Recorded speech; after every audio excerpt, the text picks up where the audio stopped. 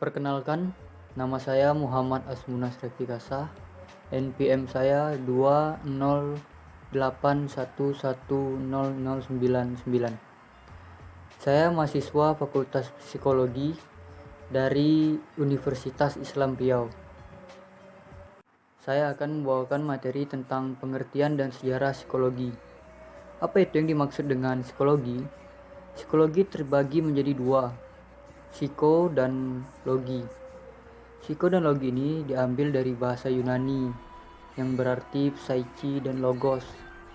Psyche dan logos artinya adalah jiwa dan ilmu atau pengetahuan. Berarti pengertian psikologi adalah ilmu yang mempelajari tentang kejiwaan atau ilmu tentang perilaku dan proses mental.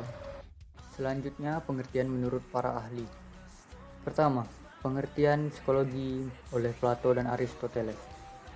Menurut mereka, psikologi adalah ilmu pengetahuan yang mempelajari tentang hakikat jiwa serta prosesnya sampai akhir.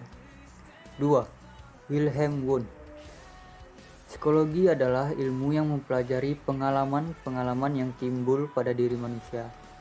Contohnya seperti perasaan, panca indera, pikiran, feeling, dan kehendak.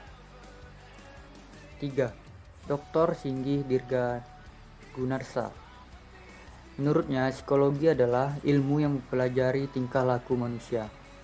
Sejarah psikologi. Ilmu psikologi mulai dikenal sejak 400 hingga 500 tahun sebelum Masehi. Pada masa Yunani kuno, beberapa tokoh yang turut mempengaruhi perkembangan psikologi adalah Socrates, Plato, dan Aristoteles. Pada tahun 1879, Wilhelm Wundt mendirikan laboratorium psikologi pertama di University of Leipzig di Jerman. Ditandai oleh berdirinya laboratorium ini, maka metode ilmiah untuk lebih memahami manusia telah ditemukan, walau tidak terlalu memadai.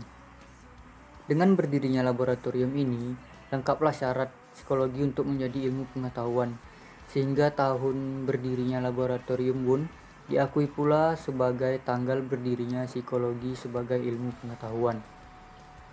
Terbentuknya sejarah psikologi tentulah tidak lepas dari tokoh-tokoh psikologi di masa lalu.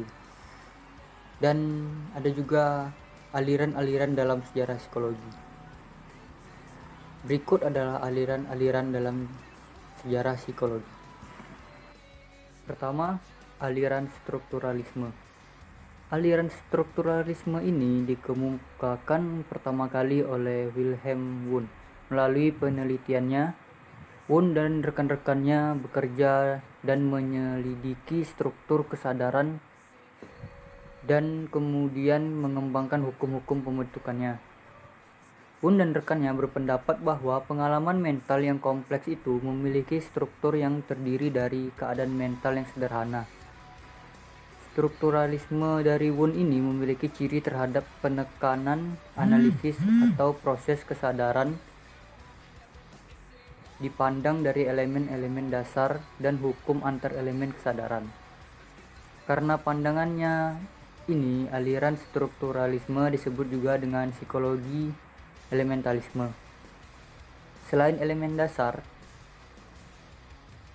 kesadaran juga dipandang sebagai elemen utama kejiwaan atau kehidupan mental.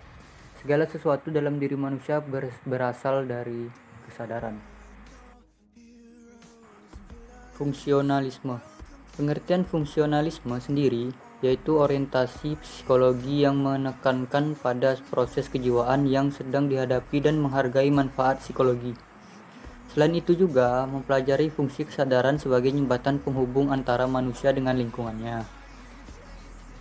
Aliran fungsionalisme memandang masyarakat sebagai sebuah sistem dari beberapa bagian yang saling berhubungan dan tidak dapat dipisahkan.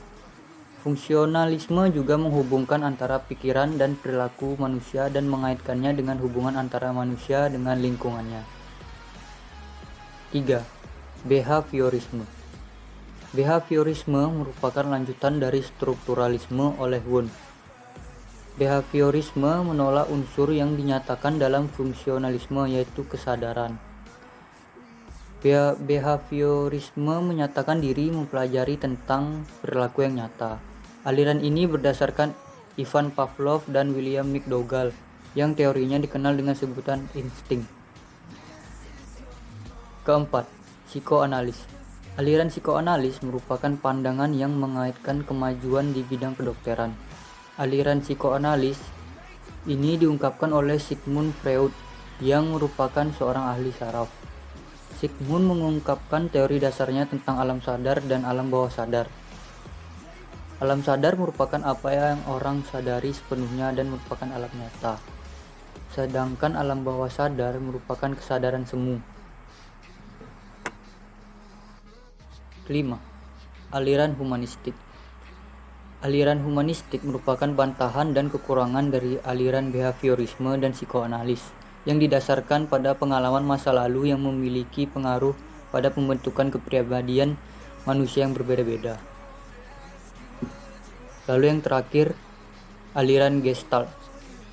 Aliran ini merupakan suatu protes terhadap pandangan strukturalisme. Gestalt berarti bentuk, pola keseluruhan. Dasarnya adalah unit atau kesatuan, sedangkan alatnya yang dijadikan dasar adalah persepsi, yaitu pengamatan atau penalaran. Sekian video presentasi materi dari saya. Apabila ada kesalahan dan kekeliruan, saya meminta maaf sebesar-besarnya. Wabillahi taufiq wal hidayah. Wassalamualaikum warahmatullahi wabarakatuh.